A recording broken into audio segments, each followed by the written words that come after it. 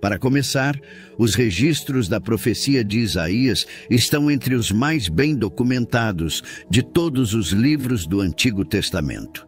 Isaías foi um profeta que viveu em Jerusalém e foi enviado por Deus para se comunicar com os líderes de Judá e Jerusalém. Ele começou proclamando uma mensagem do julgamento de Deus.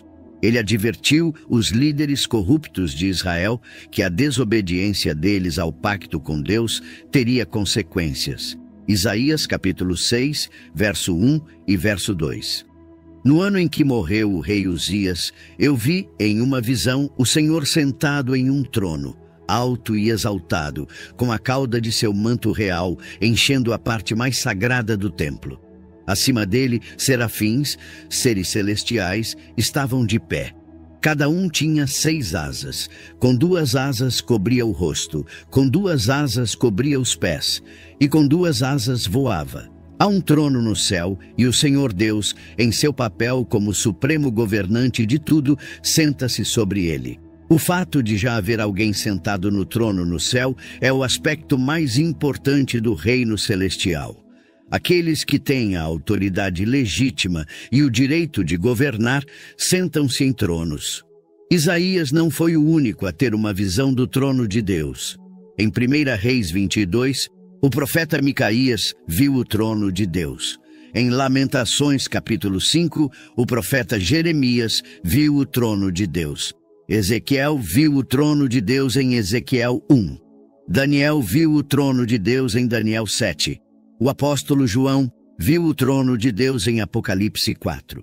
Na verdade, o livro de Apocalipse poderia facilmente ser referido como o livro do trono de Deus, devido ao fato de que o trono de Deus é especificamente mencionado nesse livro mais de 35 vezes. É possível que Isaías tenha ficado desencorajado ou deprimido como resultado da morte de uma figura proeminente no reino de Judá.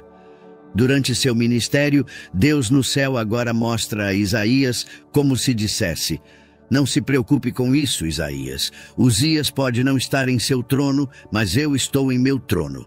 Lemos: acima dele estavam serafins. Os serafins cercam o trono de Deus.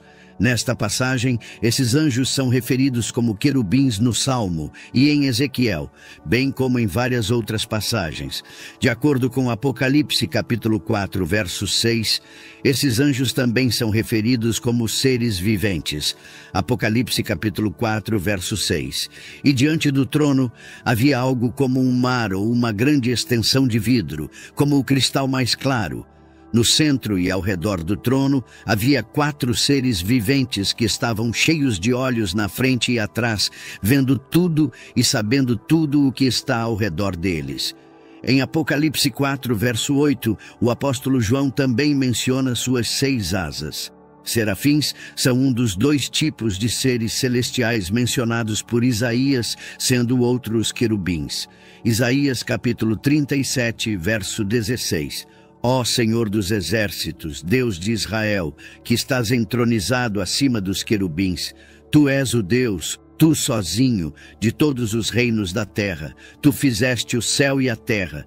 Querubins têm um único par de asas e estão intimamente associados ao trono, presumivelmente como guardiões, enquanto os serafins estão voando acima dele. Asas dos serafins, seu significado e importância. 2 asas para cobrir seus rostos. Os serafins podem cobrir-se com 4 de suas 6 asas para expressar sua humildade diante de Deus. Esses anjos ardentes, em particular, podem usar um par de asas para cobrir seus rostos para mostrar reverência a Deus, acreditando-se indignos de olhar para o rosto de Deus, e também em obediência à advertência do Senhor de que ninguém pode ver seu rosto e viver. 2 asas para cobrir seus pés. O uso de um único par de asas pelos serafins para cobrir seus pés pode também indicar sua reverência a Deus, pois os anjos podem se recusar a revelar qualquer aspecto impuro de seu ser diante do Senhor. 2 asas para voar. Os serafins usam as 2 asas restantes para voar e servir a Deus. Esse detalhe que Isaías nos dá dos serafins utilizando a maioria de suas 6 asas para reverenciar a Deus. A palavra serafim vem da palavra hebraica para ardente, o que pode explicar por que algumas pessoas os conectam com relâmpagos. No entanto, em outros contextos, os serafins estão associados não com fogo, mas com serpentes, o que pode ser uma referência à queimadura metafórica do veneno. Isaías, capítulo 6, verso 13 e verso 4. E um clamava ao outro, dizendo: Santo, Santo, Santo é o Senhor dos exércitos, toda a terra está cheia da sua glória. E os fundamentos dos umbrais tremeram à voz do que clamava, e a casa se enchia de fumaça. Neste contexto, os serafins não estão falando diretamente ao Senhor Deus. Eles estão louvando seu glorioso caráter uns aos outros na presença do Senhor. Lemos que a casa se enchia de fumaça. Essa fumaça nos lembra a coluna de nuvem que indicava a presença de Deus. A fumaça que foi vista no Monte Sinai em Êxodo 19. E a nuvem da glória Shekinah de Deus que encheu o templo. Uma nuvem de glória frequentemente marca a presença do Senhor. Êxodo capítulo 19, verso 18. O Monte Sinai estava envolto em fumaça, porque o Senhor desceu sobre ele em fogo. Sua fumaça subiu como a fumaça de uma fornalha, e todo o monte tremia violentamente. Isaías capítulo 6, verso 5.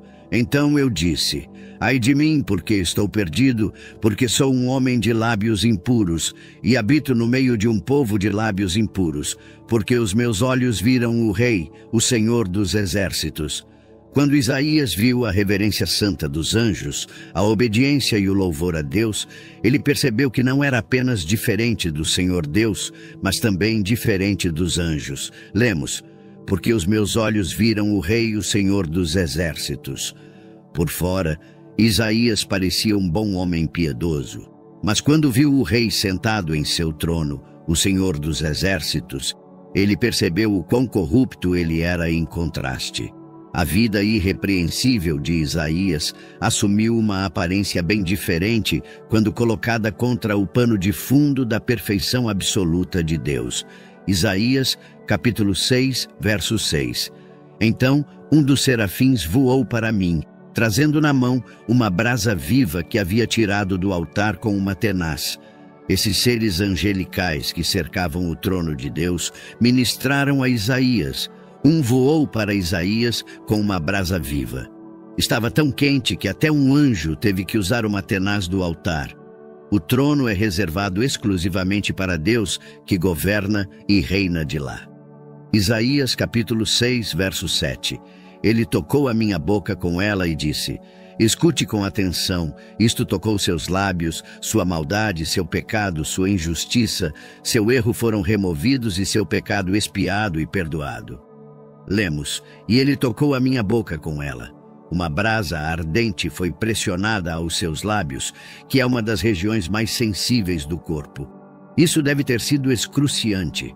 Mas não há indicação no texto de que Isaías tenha sentido qualquer desconforto físico. Isaías sabia que não servia ao Senhor como esses serafins, os ardentes. Então Deus disse: eu acenderei um fogo em você também. É por isso que uma brasa ardente foi usada para purificar Isaías. Jeová, que é um fogo consumidor, só pode ser servido adequadamente por aqueles que estão em chamas, sejam eles anjos ou homens. O pecado de Isaías teve que ser queimado. O fogo do julgamento foi aplicado ao seu lugar de pecado. Isso foi obviamente uma transação espiritual. A frase Santo, Santo, Santo aparece na Bíblia 2 vezes. Uma vez no Antigo Testamento, Isaías capítulo 6, verso 3. E uma vez no Novo, Apocalipse capítulo 4, verso 8. Ambas as vezes a frase é falada ou cantada por criaturas celestiais. E ambas as vezes aparece em uma visão de um homem sendo levado ao trono de Deus, primeiro pelo profeta Isaías e posteriormente pelo apóstolo João. Apocalipse capítulo 4, verso 8.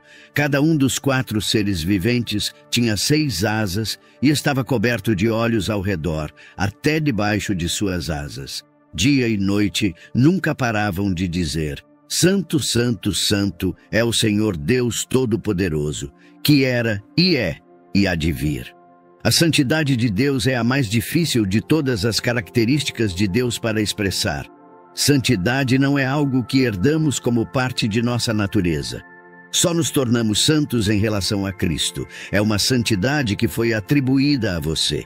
É uma santidade imputada. Somente em Cristo nos tornamos a justiça de Deus. 2 Coríntios, capítulo 5, verso 21.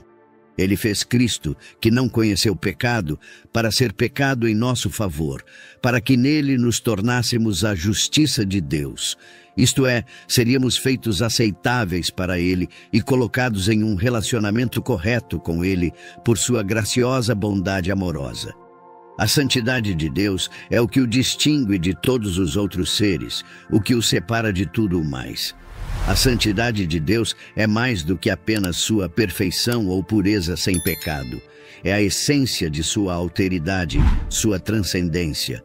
A santidade de Deus representa o mistério de sua majestade e nos faz olhar maravilhados para Ele à medida que começamos a compreender apenas um pouco de sua majestade. Em sua visão descrita em Isaías 6, Isaías testemunhou pessoalmente a santidade de Deus. Isaías, enquanto profeta de Deus e homem irrepreensível, estava ciente de seu próprio pecado. Isaías e João, por outro lado, pintam uma imagem unida de nosso Deus santo, magnífico e glorioso, que não muda, que é o mesmo ontem, hoje e para sempre. A santidade de Deus é eterna, assim como Ele é eterno. Os serafins, de fato, passam seus dias e noites adorando a Deus por sua santidade. Durante esta adoração sem fim, eles exclamam: Santo, santo, santo é o Senhor Todo-Poderoso. Toda a terra está cheia da sua glória. A importância da proximidade dos serafins com Deus, combinada com um louvor revelador, não pode ser subestimada. Quando os serafins dizem, toda a terra está cheia da sua glória, eles estão dando um relato em primeira mão do que vem do ápice do céu. Podemos ver, a partir dessa perspectiva sobrenatural dos serafins, que a glória de Deus é infinita, indescritivelmente valiosa e tão poderosa que não pode ser contida em um único reino. Sua glória irrompe através do céu, se desdobra através do reino espiritual e transborda por toda a terra. Essa glória revelada nos permite captar um vislumbre sagrado de um Deus santo. Ser santo significa ser distinguido e reverenciado. Essa invocação tríplice da palavra santo para descrever a natureza sagrada de Deus aparece apenas 2 vezes na Bíblia, ambas as vezes por anjos a alguém transportado em uma visão ao trono de Deus. O Tri-Hagion, a invocação tríplice de santo na adoração dos serafins a Deus, é significativo. É significativo que os serafins, na visão de Isaías, usem uma repetição tríplice da santidade de Deus, conhecida como Tri-Hagion. O número 3 representava completude e estabilidade no antigo judaísmo, e é usado aqui para conotar a totalidade de Deus como o começo, meio e fim. Anunciar a santidade de Deus 3 vezes implica a natureza eterna de Deus, que é o mesmo ontem, hoje e para sempre. Jesus Cristo, o mesmo ontem, hoje e para sempre. Hebreus capítulo 13, verso 8. A perfeição divina de Deus é manifestada na Santíssima Trindade, Pai, Filho e Espírito Santo. E a santidade total e suprema de Deus é inigualável por qualquer coisa ou pessoa. Então, o que devemos levar para nós mesmos hoje ao ler essas imagens vívidas da sala do trono de Deus? Número 1. Deus permanece ativo. É um equívoco comum que, após criar o mundo, Deus se senta e deixa as coisas seguirem seu curso sem se envolver. Deus está sentado no trono, e ao contrário da crença popular, ele não está cochilando lá. Não houve interrupção na atividade de Deus. Deus não está apenas ciente do que está acontecendo, mas também está ativamente envolvido. Os trovões e relâmpagos emanando de seu trono representam Deus exercendo sua autoridade e enviando julgamentos por todo o mundo. Número 2. Veja o Senhor em seu esplendor. Isaías capítulo 66, verso 1 e verso 2. Assim diz o Senhor: o céu é meu trono e a terra é o estrado dos meus pés. Onde então está a casa que você poderia construir para mim, e onde será meu lugar de descanso? Pois todas essas coisas minha mão fez, e todas essas coisas vieram a existir por mim e para mim, declara o Senhor. Mas para este olharei graciosamente, para aquele que é humilde e contrito de espírito, e que treme reverentemente a minha palavra e honra meus mandamentos.